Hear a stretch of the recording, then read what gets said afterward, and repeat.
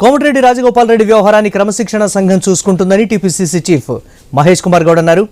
Marwadi go back అంశంపై MLA Komatireddy Rajagopal Reddy వ్యాఖ్యలపై ఆయన స్పందించారు.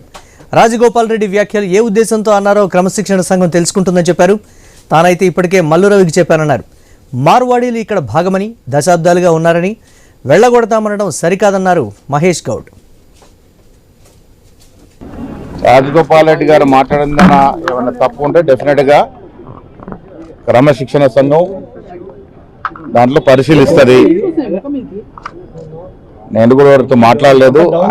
ఆయన దేని విషయంలో ఏ సందర్భంలో అది మాట్లాడినారో అది క్రమశిక్షణ సంఘం పరిశీలిస్తారు.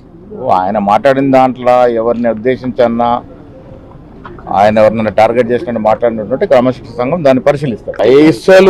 పైసలు అంటే వ్యక్తిగత డబ్బు కాదు. నిధుల విషయంలో వారు నాకు తెలిసినంత వరకు మునుగోడుకి నిధులు ఇవ్వట్లేదు.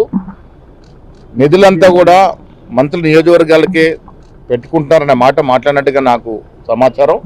ఏది ఏమైనా దాన్ని లోతుగా పరిశీలిస్తారు.